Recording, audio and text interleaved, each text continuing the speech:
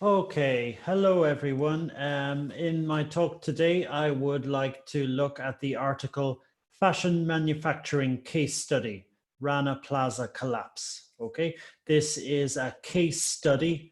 That means when they study a certain example very carefully, and it's from the website cleanclothes.org. So that's a website that focuses on clothes that are manufactured in an ethical way, and it shows examples of what happens when clothes are not manufactured in a safe and ethical way. Okay, so that's a website that it would be good for you to look at in more detail. Okay, so we're going to look at the text paragraph by paragraph and sentence by sentence, and also give you a little bit more information on some of the things we learn in the article.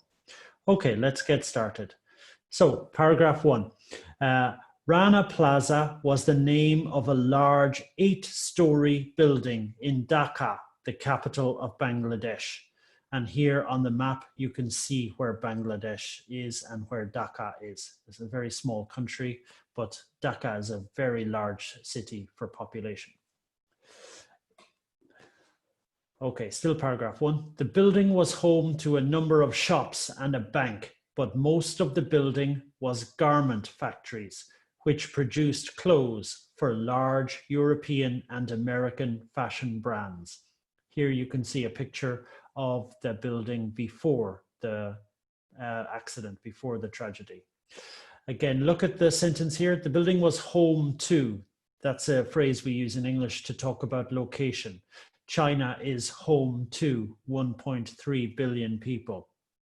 Dalian is home to many software companies. Okay, a number of shops and a bank, but most of the building was garment factories. Again, notice the way which is used here. Which produced clothes for large European and American fashion brands. Okay, the which here relates to garment factories. Okay, garment factories which produced clothes. Again, study this carefully. It will help your writing when you want to use a structure like this. Okay. Paragraph 2. On 23rd of April 2013, large cracks appeared in the Rana Plaza building. Okay, fairly easy. The shops and the bank on the lower floors immediately closed. All right, again, fairly simple. But the warnings to stop using the building were ignored by the garment factory owners on the upper floors. Okay, again, notice the use of the passive, the 被动式 here. Again, look at the subject. The warnings to stop using the building were ignored by the garment factory workers. Okay, another way to say this would be 主动. The garment factory owners on the upper floors ignored the warnings to stop using the building. Again, very important. When you're reading, notice the grammar of the sentences. It will really help you to improve your grammar. Garment workers were ordered to return to work the following day. Again, notice the use of the passive, 被动式, were ordered to return to work. Thousands of workers went to work again at their garment factories located in the cracked Rana Plaza building. All right. Paragraph 3. Only hours later, the entire building collapsed. Okay, collapse means to fall down, to break and to basically fall down. It was a terrible tragedy. In the end, 1,138 workers were killed. Nearly 2,600 workers were injured, many of them for the rest of their life. All right, so a really terrible tragedy. Many of the survivors were trapped under tons of rubble and machinery for hours or even days before they could be rescued. Okay, so again, we see the use of the passive. Were trapped under tons of rubble. Rubble is like the parts of building, like stone the things that make up the building. So they're trapped under this, and also machinery, machines, before they could be saved, rescued. Sometimes they could only be rescued by cutting off their arms or legs. So sometimes the bodies were so trapped that the legs or arms had to be cut off before they could be saved. Here you can see some images of this tragedy. You can see the collapsed building. You can see some of the efforts to rescue the workers from the collapsed building. And you can see some of the reactions of the family members. Look at how most of the family members with the pictures are men looking for their wives or their daughters or their, sisters. So a really, really terrible tragedy. 1,000 people dead is a very, very large number for such an accident. So again, when you read about things like this, try to really find out what is the human story behind it. This is very important for you to understand. Okay, paragraph 3. The workers in the Rana Plaza tragedy were producing garments for North American and European high street brands when their factories collapsed. Okay, so many of these garment factories were working under contract to produce garments in a very cheap way for American and European popular clothes shops, clothing brands.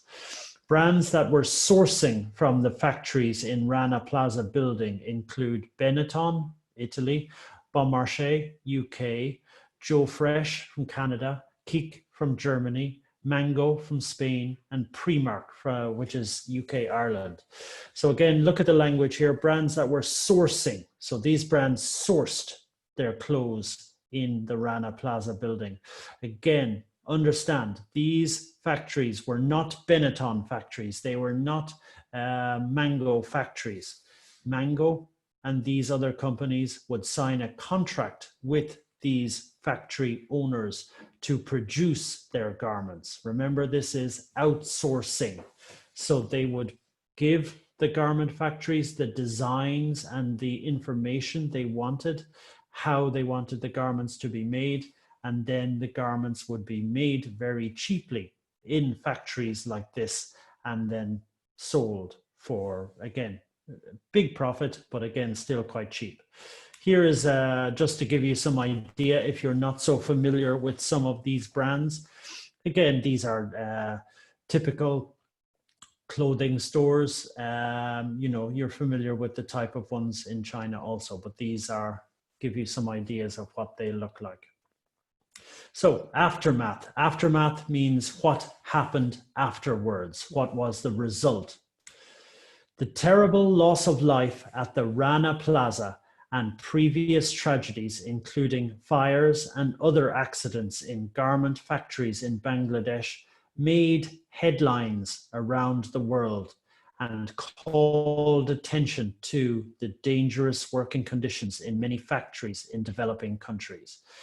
Okay, so again, to make headlines, headlines are the big front page of the newspaper. So to make headlines means to become a very big news story around the world.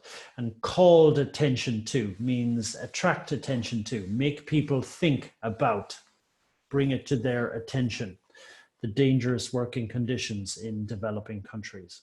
Okay, paragraph 2. New fire and safety regulations were introduced for many garment factories in Bangladesh. Regulations are rules, rules about fire and safety. Again, notice the use of passive here. Again, the active would be many garment factories introduced new fire and safety regulations. When we're reading, notice the grammar in the sentences. It will help your writing a lot. Many fashion companies were pressured into paying more attention to the factories they worked with. Okay, so again, here you see the use of passive. So fashion companies like these European brands were pressured. That means pressure was put on them.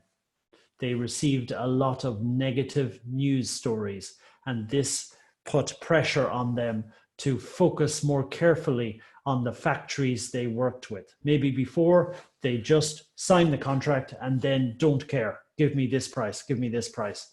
I don't care what you do.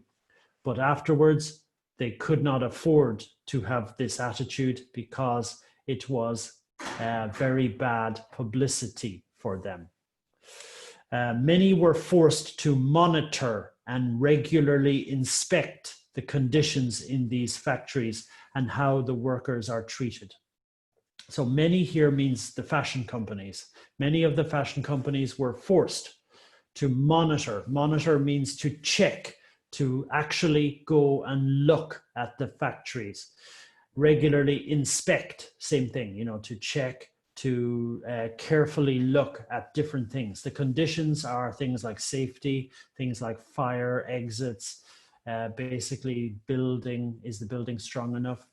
And also to look at how the workers are treated. So basically, this meant the brands had to take responsibility for some of the conditions in the factories where their clothes are made.